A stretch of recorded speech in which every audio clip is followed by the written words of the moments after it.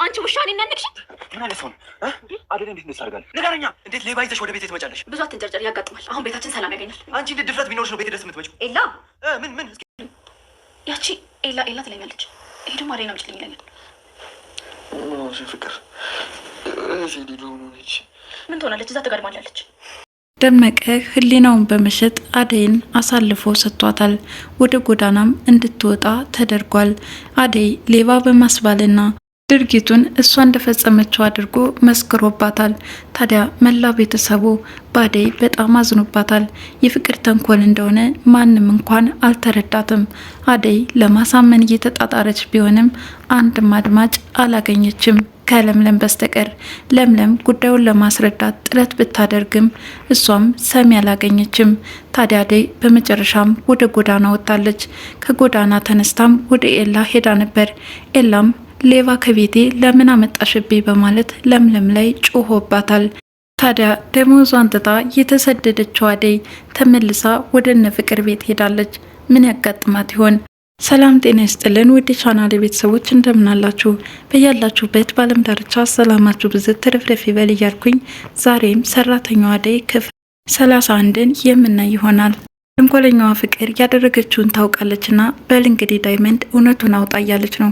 ዳይመንድም ራሱን ይዞ ሲያፍተለትል ከቆየ በኋላ ግራ ቀኝ ሁሉንም ተመለከታቸው። በል እንግዲህ ተናገር፣ ዘርፈኝ ስታበቃ ምን ልታደርግ ነው የመጣው ከቤት በማለትም ኤላ እየጮኸበት ነበረ።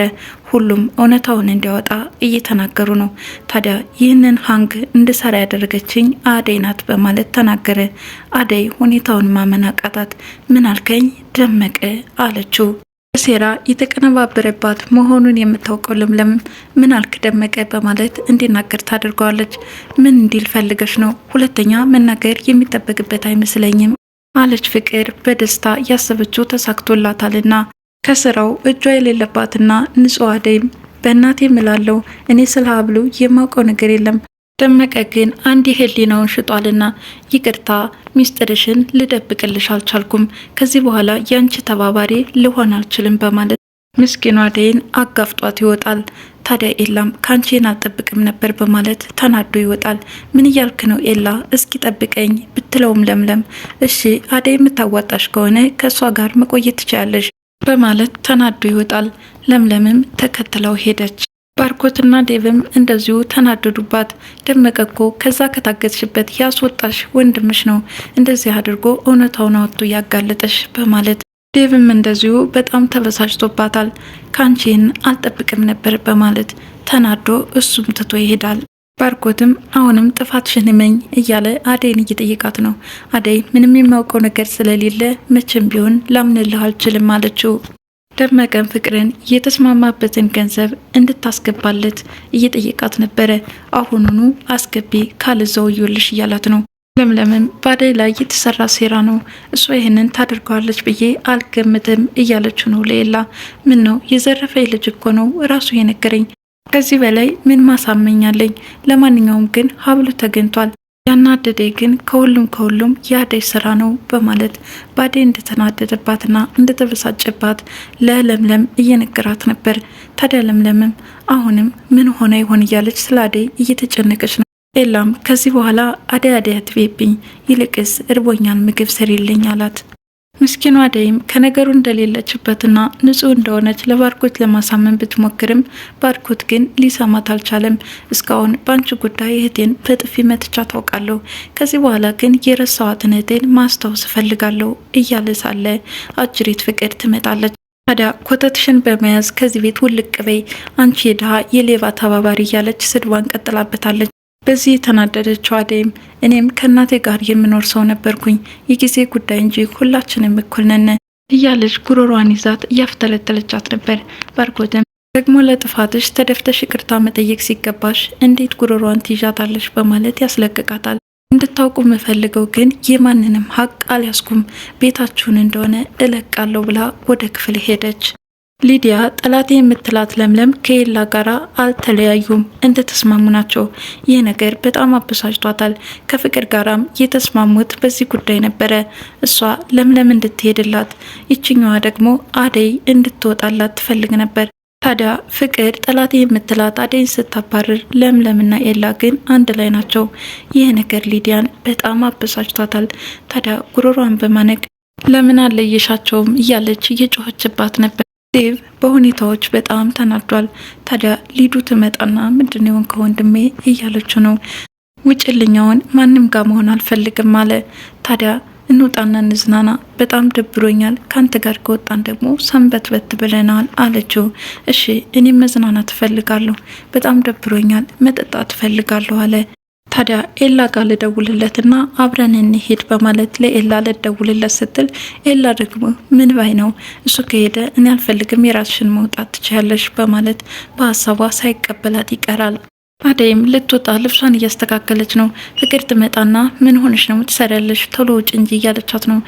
ከኔ ጋር መሳፈጥ ለዚህ ይዳርጋል። ከዚህ በኋላ እዚህ ቤት ተመልሰሽ እንዳትመጭ እንዳላይሽ እያለቻት ነው። ምን ባደርግሽ ነው ግን ፍቅር ይህን ሁሉ የምትበድይኝ አለቻት። ክፍሉን ለቃ እንድትወጣላትም ገፈተረቻት። ቤቱን ለቃ እንድትወጣ የታዘዘችው አደይም ወደ ዴቭ ክፍል አመራች። ከነገሩ እንደሌለችበትና ሁኔታው ሁሉ በሐሰት እንደከሰሷት እንዲሁም ፍቅር ልታስወጣት ስትል ባርኮትም ዝም ብሎ እንደተመለከታት ለዴቭ እየነገረች ነበር። እኔም ምንም ላደርግሽ አልችልም፣ በጣም አዝናለሁ፣ ግን አከብርሻለሁ አላት። ፍቅር ግን አሁንም እያመነጫጨቀቻት ነው። ምንም እንዳትናገሪያት አለ ዴቭ። ደግሞ ምን ትሰሪያለሽ? እስካሁን አልሄድሽም እንዴ አለች ሊዲያም። አደይም ወዲያውኑ ተናዳ ቤቱን ለቃ ትወጣለች። ታዲያ አንዳንድ ሰዎች ባላያቸው ምን ያህል ደስ ባለኝ ነበር እያለች እየተሞላቀቀች ወደ መዝናኛ ቦታ እንዲወስዳት ወንድሟን እየጠየቀችው ነበረ። ፍቅርም አብሬ መሄድ እችላለሁ በማለት ጥያቄዋን አስከተለች። አንቺ ከኛ ጋር ለመሄድ ብዙ ዓመት ይቀርሻል። ንጉስ ደመቀ ባደረገው ነገር በጣም ተናዶበታል። እንዴት አደይ ላይ ይህንን ግፍ ትሰራለህ በማለት ጉሮሮን አንቆታል። እንደውም ላንተ አስቤ ነው ጊዜ አደይን አፈቀችኝ እያልክ ታወራ አልነበረም? አሁን እንደዛ አይነት ሀሳብ ሳመጣ አንተ ለምን ጉሮሮዬን ታንቀኛለህ? እሷም ሰው ቤት ከምትንገላታ ዳጎስ ያለ ገንዘብ ከፍቅር ተቀብያለሁኝና አብራችሁ መኖር ትችላላችሁ፣ በአንድ ተከራይታችሁ ሁለታችሁም ስራ ትሰራላችሁ በማለት ይነግረዋል። ንጉስ በደመቀ ሀሳብ የተስማማ ይመስላል።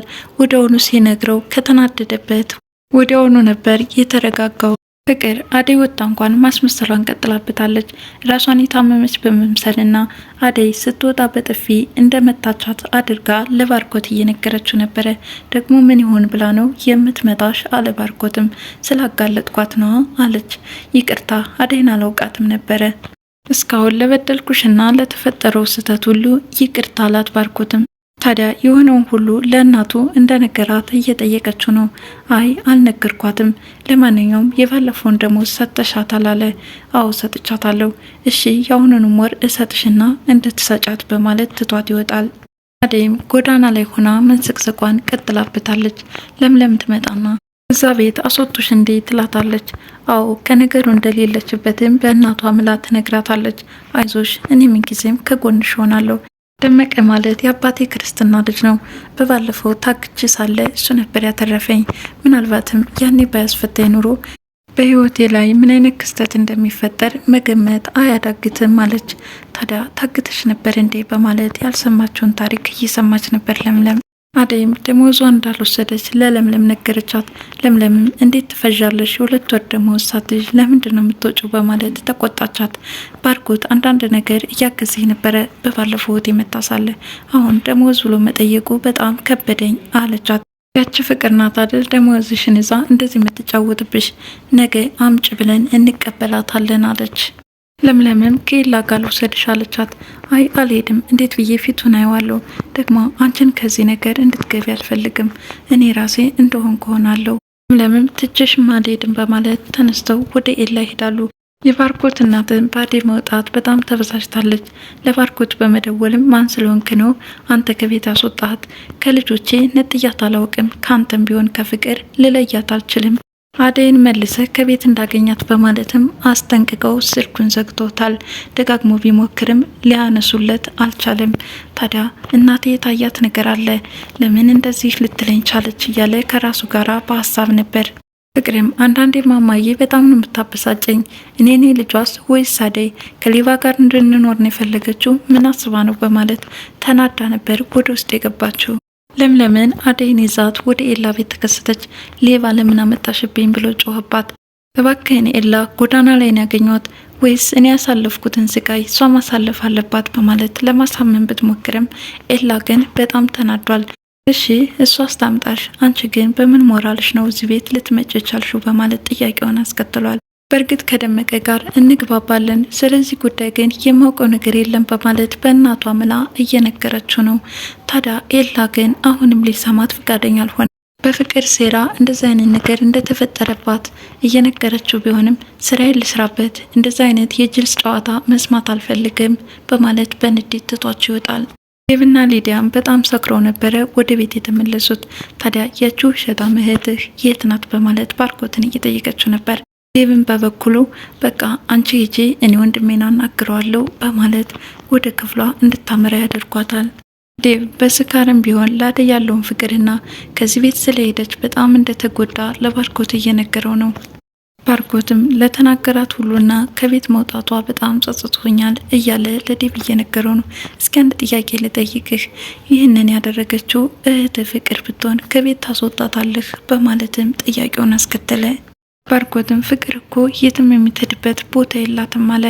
ይኸው ለፍቅር እንደምታስብላት አደይስ የትም መሄጃ እንደሌላት አስበህላታል ወይ አለ። ትክክል ነህ በማለት ባርኮትም በጣም ተጸጸተ። ጨለምተኛ የሆነ ውሳኔ ወስኛለሁ፣ ልሄድና ልፈልጋት በማለትም ተነሳ። አብሬ ላፋልግህ አለ ዴቭ። አንተ ገብተህ አረፍ በል በማለት ወደ ውስጥ ወደ ክፍሉ እንዲገባ ያደርገዋል። ንጉስ ለደመቀ ምናልባት ይቅርታ አድርገውላት መልሰዋት ይሆን ወደ ቤት እያለ ነው። አይመስለኝም፣ አኳኋናቸውን አይቻቸዋለሁ፣ በጣም ነው የተቀየማት አለ ደመቀ። ለፍቅር ደውሎ ያለውን ሁኔታም እንዲያረጋግጥለት ጠየቀው። ታዲያ ወደሆኑ ስልክ ደወለ። እንደወጣችም ነገረችው። ታዲያ አደይን ፍለጋ የወጣውን ባርኮትን ተመልክቶታል። ይህ የችግህ ወንድም አይደል አለ። አዎ ወንድሟ ነው፣ እንከተለው እስኪ እያለ እየተከታተሉት ነበር። ሊዲያም ፍቅር አንቺ ውሸታም፣ አንቺ አደይን ስታስወጪ እኔ ለምለም ግን አላስወጣሽም፣ አሁን ኤላን አምጪልኝ እያለች እሷ ላይ እየጮኸችባት ነው። እንደውም ኤላ እንዳንቺ አይነት ሰካራም ሴት አይፈልግም ማለችና አልጋው ላይ ወርውራት ወጣች። ባርኮት ወደ ኤላ ቤት ተከስቷል። እንዴት ነው ንዴቱ ለቀቀ ወይ አሁን እያለ ኤላ እየጠየቀው ነው። እኔማ በተናገርኩት ነገር ሁሉ ይቅርታ ለመጠየቅ ነው፣ በጣም ነው የጸጸተኝ አለ። ለምን አደይ እኮ በሰራችው ወንጀል መቀጣት ነው ያለባት አለ ኤላ። ታዲያ አሁን የት ሄዱ አለ ባርኮትም። ደላላ ቤት እንሄዳለን ያሉት፣ ከዛ በፊት ከፍቅር ገንዘብ እንዳላቸውና ወደዛ መቀበል እንደሚፈልጉ ነበረ ሲያወሩ የሰማሁት፣ ምናልባትም ወደ ፍቅር ይሆናል አለ። ባርኮትም አዎ የወር ደመወዟ ከፍቅር ጋር ነው እና ከቤትም እንደሄዱት እስኪ ልሄድ አገኛችሁን በማለት ቤቱን ለቆ ወጥቷል። በስካር የወደቀው ዴቭ ፍቅር አሁን ድክመቱን ልትጠቀምበት እየፈለገች ነው። አደይን አምጪልኝ በማለት ደጋግሞ እየጠየቃት ነው። እኔ ካጠገብ ቆንጆ ሴት እያለው አደይ ምን ታደርግልሃለች? ዞር በይ አንቺ ከፊት የራቂ ክፉ ሴት ነሽ አላት። ታዲያ እህትና ወንድሞቹ ግን ምንድነው የሆኑት? ያቺ ኤላ ኤላ ትላለች፣ ይሄ ደግሞ አደይ። ታዲያ ሊዲያ ምን ሆናለች በማለትም ሲጠይቃት ነበር። ምን ሆናላለች? በዛ ሰክራ ወድቃለች አለችው። ታዲያ የምትወጂ ከሆነ አደይን አምጪልኝ እያላት ነው። አሁንም አደይና ለምለምም ከፍቅር ገንዘቧን ለመቀበል ጉዞ ጀምረዋል። አደይን ቫክሽን መብትሽን አስከብሪ፣ ዝም አትበይ እያለች የተናደደችባትና ራሷን ማስከበር እንዳለባትም እየመከረቻት ነበረ። እንግዲህ ወደ ቤትም ተከስተዋል። ሰራተኛዋ አደይ ክፍል 31 የዛሬው ይህን ይመስላል። በቀጣይ ቪዲዮ እስከምንገናኝ ድረስ መልካም ጊዜ ይሁንላችሁ እያልኩ ለቻናሉ አዲስ የሆናችሁ ላይክ፣ ሼር፣ ሰብስክራይብ እያላችሁ ቤተሰቡን አመሰግናለሁ።